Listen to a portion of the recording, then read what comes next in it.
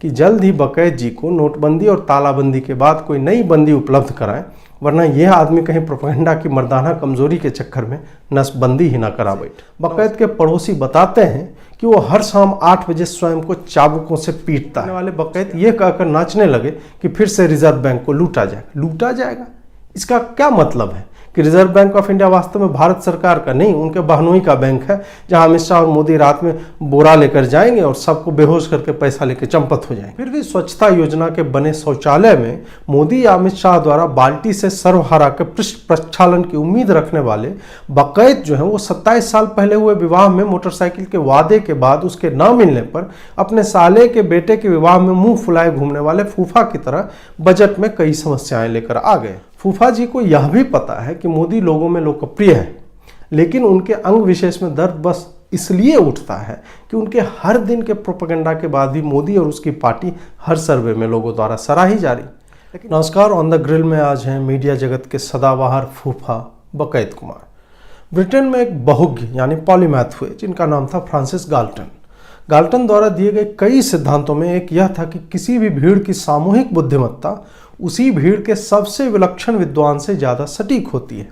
उन्होंने इसे न सिर्फ प्रतिपादित किया बल्कि साक्ष्यों के साथ सिद्ध भी किया। इस बात में तो कोई संदेह है नहीं कि नासा के रॉकेट में भी कोई खराबी आती है तो भारतीय पत्रकार श्री बकैत कुमार जी को बुलाया जाता है, जो उस रॉकेट को 45 डिग्री पर झुकाकर दोबारा किक मारने की सलाह देकर उसे मंगल ग्रह की कक्षा में उपग्रह प्रक्षेपित और स्थापित करने में निःशुल्क सहयोग देते हैं। अतः हमें यह भी मान लेना चाहिए कि भले ही उन्हीं के गिरोह के कई सदस्य बजट को अच्छा बता रहे हो, शेयर मार्केट लगातार सकारात्मक संदेश दे रहा हो, अर्थशास्त्री कह रहे हो कि अच्छा बजट है, फिर भी स्वच्छता योजना के बने शौचालय में मोदी या अमित शाह द्वारा बाल्टी से सर्वहारा के पृष्ठ प्रक्षालन की उम्मीद रखने वाले बकैत जो है वो 27 साल पहले हुए विवाह में मोटरसाइकिल के वादे के बाद उसके न मिलने पर अपने साले के बेटे के विवाह में मुंह फुलाए घूमने वाले फूफा की तरह बजट में कई समस्याएं लेकर आ गए। भारतीय मीडिया में अगर कोई फूफा की भूमिका ठीक से निभा रहा है तो वो श्री बकैत कुमार जी ही हैं, हो भी क्यों नहीं। जहां उनके एक सहकर्मी ने 1600 करोड़ का अपना चैनल खोल लिया है,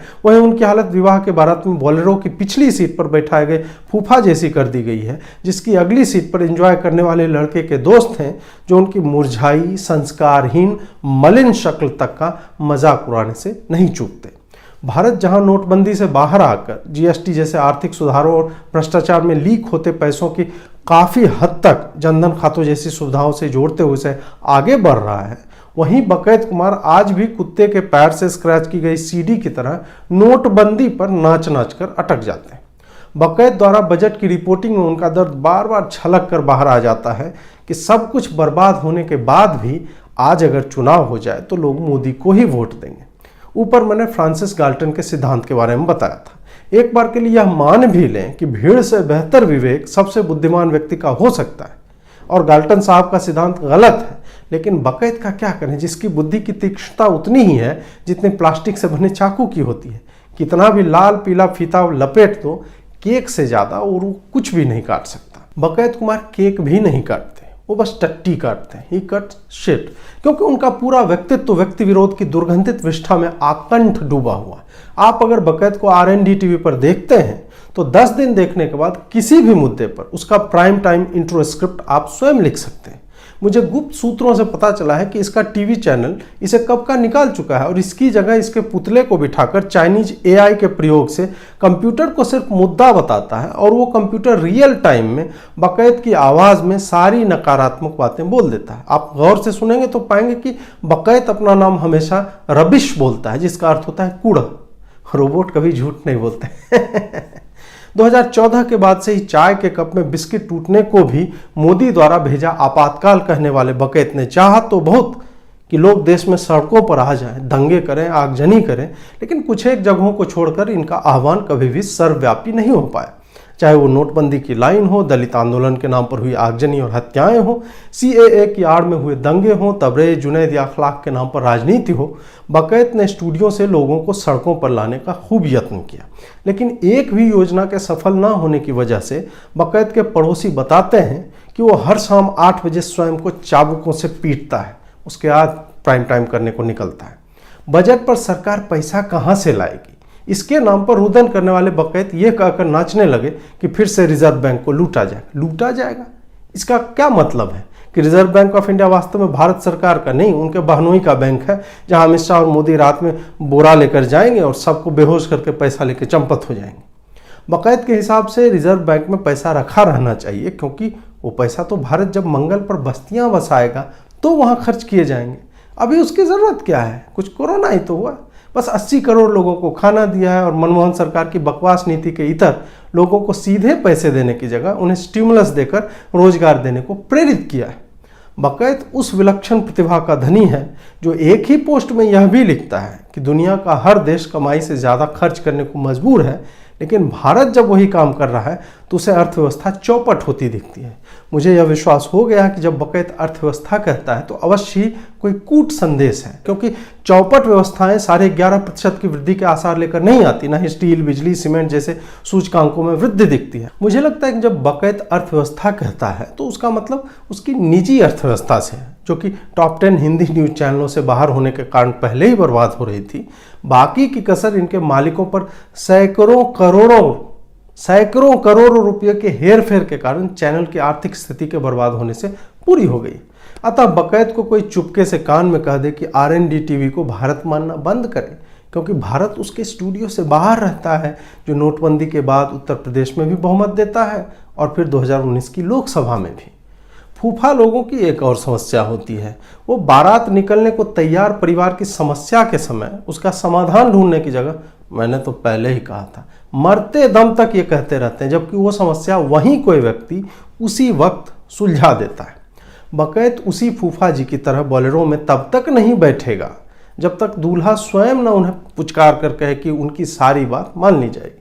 यहाँ तो हाल यह है कि पुचकारना तो दूर, दूल्हा अपने दोस्तों से कहता है कि फूफा को सबसे बदमाश दोस्तों के साथ उस गाड़ी की पिछली सीट पर बैठाओ जिसमें सुधीर, अर्णब, रोहित जैसे लोग फ्रंट में बैठे हों। अब आप ही बताइए, जहाँ गर्दन नीचे करके जलालत भरे चुटकुले जबरन सुनने पड़े और हर ठोकर पर सर जो है छत से टकराए, वो आदमी कैसे कहेगा कि शादी अच्छी हो रही है। मुझे अपने गुप्त सूत्रों ने बताया कि बकैत की दिली इच्छा है कि मोदी जी उन्हें अपनी कैबिनेट मीटिंग का जूम लिंक भेजा करें और उसके फेसबुक पोस्ट पढ़ने के बाद ही निर्णय ले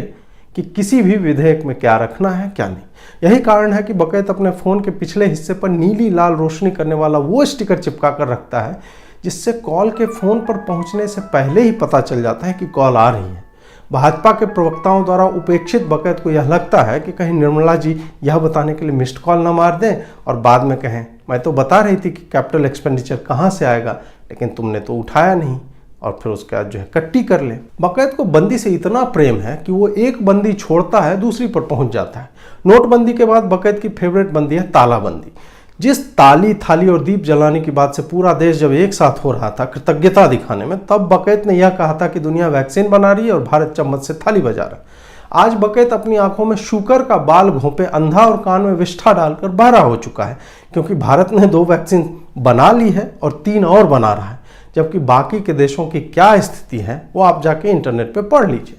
तालाबंदी को अर्थव्यवस्था में हुई गिरावट का जिम्मेदार तो पान की दुकान पर विदेश नीति पर चर्चा करते हुए युवा भी बता देंगे, या वो पान वाला स्वयं ही बता देगा। लेकिन वही पान वाला यह भी बता देगा कि कोरोना से बचने के लिए ऐसा करना आवश्यक था। विडंबना ने तब अपना गला घोंट लिया जब पता चला कि तालाबंदी ने फैलाई बर्बादी का टिकटॉक वीडियो बनाने वाले बकैत मार्च 2020 से आज तक अपने घर में ही तालाबंद है। मतलब तुम तालाबंद कर लो खुद को, लेकिन दुनिया सड़क पर नाचे, क्योंकि मोदी ने कहा कि दुनिया न नाचे। आप देखिए इस इंसान की बेहूदगी और घृणा को कि भारत जैसे जनघनत्व वाले राष्ट्र में इसी के गैंग ने अप्रैल मई में विदेशी जानकारों की मदद से कहलवाया था कि भारत में 50 से 60 करोड़ लोग संक्रमित होंगे और 5 लाख लोगों के मरने की आशंका है। आंकड़े क्या कहते हैं वो अब सबके लिए स्पष्ट है। और यह संक्रमण इस कारण नहीं रुका क्योंकि बकैत सर मोदी को फ़ोन करके रोज पूछते थे कि सरकार क्या कर रही है, बल्कि इसलिए हुआ क्योंकि लॉकडाउन के कारण उसका संक्रमण कम होता चला गया। तालाबंदी एक ज़रूरत थी। फूफा जी को यह भी पता है कि मोदी लोगों में लोकप्रिय है, लेकिन उनके अंग विशेष में दर्द बस इसलिए उठता है कि उनके हर दिन के प्रोपेगेंडा के बाद भी मोदी और उसकी पार्टी हर सर्वे में लोगों द्वारा सराही जा रही। लेकिन इसका कारण भी तो बकैत ही है, जिसने लोगों में डर भरने के लिए अप्रैल मई में करोड़ों लोगों के संक्रमित होने, वेंटिलेटर कम होने, अस्पतालों में भीड़ होने, टेस्ट की संख्या कम होने जैसी बातों को लेकर खूब पैनिक बांटा। लेकिन वैसा कुछ जब हुआ नहीं तो लोगों में यह विश्वास भर गया कि बकैत सर तो कहते कि ये हो जाएगा वो हो जाएगा, लेकिन सरकार ने तो उस पूरी स्थिति पे नियंत्रण पा लिया। चूंकि उसी मध्यम वर्ग और उसी युवाओं की भीड़ ने बकैत को पूर्णतः नकार दिया है, इसीलिए बेचारे अब दिल जले आशिक की तरह उन पर आते जाते एसिड छिड़कने को आतुर रहते हैं। बकैत उसी श्रेणी का व्यक्ति है जो अपनी प्रेमिका की अश्लील तस्वीरें इंटरनेट पर वायरल करने की धमकी देता है और जब पुलिस 4 डंडे मारती है तो कहता है कि मुंह से निकल गया था। इसकी हर तीसरे पोस्ट में आपको ये उन्हीं प्रेमिकाओं को कोसते हुए नजर आ जाएंगे जिसमें मिडिल क्लास अब प्रोपेगेंडा क्लास बन चुका है और युवा तो बस हिंदू मुस्लिम कर रहा है। इसलिए मेरी मोदी जी से उम्मीद है कि जल्द ही बकैत जी को नोटबंदी और तालाबंदी के बाद कोई नई बंदी उपलब्ध कराएं, वरना यह आदमी कहीं प्रोपेगेंडा की मर्दाना कमजोरी के चक्कर में नसबंदी ही ना करा बैठे। नमस्कार।